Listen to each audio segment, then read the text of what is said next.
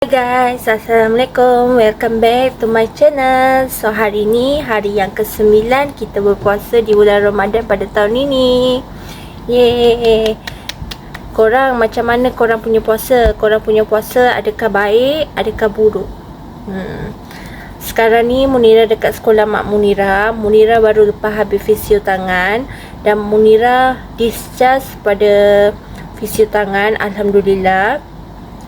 Dan Munira tak payah pergi fisio tangan lagi. Jadi itu yang terbaik untuk Munira lah. Lepas tu nanti berbuka, korang berbuka apa? Please komen down below kalau korang boleh komen. Ataupun dekat community post Munira, korang boleh komen kat situ, okay?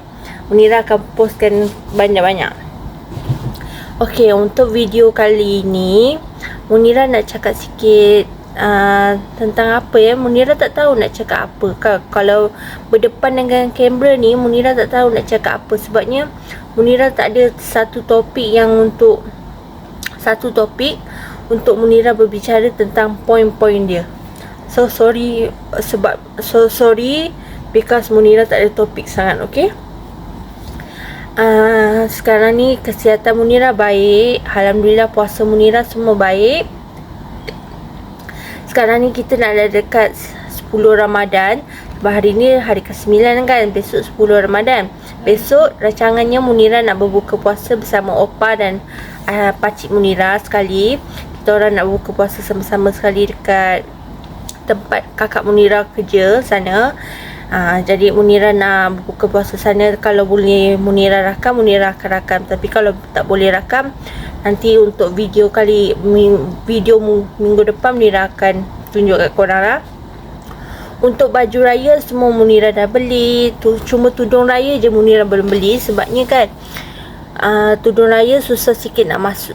Bukan tudung raya susah sikit nak masuk, tudung raya susah sikit nak beli. Sebabnya tempat untuk pergi jalan tar tu, kalau korang nak tahu kan, KL ni ada satu tempat pelancongan. Jalan tar tu orang suka tempat dia. Tempat dia best. Tempat dia best. Ada macam-macam benda sangat kat situ. So Munira nak pergi kat situ, tapi Munira tak boleh. Kena jalan kaki lah. Korang faham kan? Kalau kita kena jalan kaki kat sana, tak boleh bawa kereta, tak boleh apa. Sebab dia dah tutup jalan tu kat situ. Jadi kereta Munira tak boleh masuk kat situ.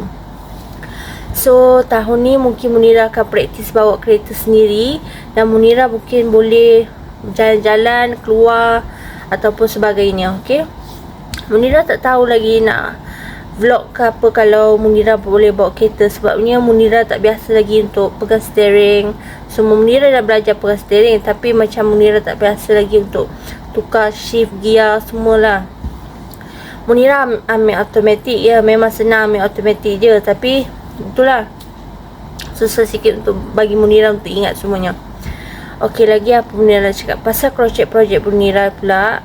Kalau korang berminat dengan projek Munira, korang boleh komen kat bawah apa yang korang minat kat situ. Munira boleh cuba buat dan Munira boleh tunjuk kat korang sama ada korang berminat untuk beli kepada Munira ataupun tidak. Munira tak nak cakap banyak lah sebab kita kan tengah berpuasa ni kan, takut haus ke apa kan. Jadi Munira harap korang bersabar dengan Munira dan Munira akan perbaiki segala kesalahan Munira, okey? Terima kasih dan selamat hari raya. Bye bye.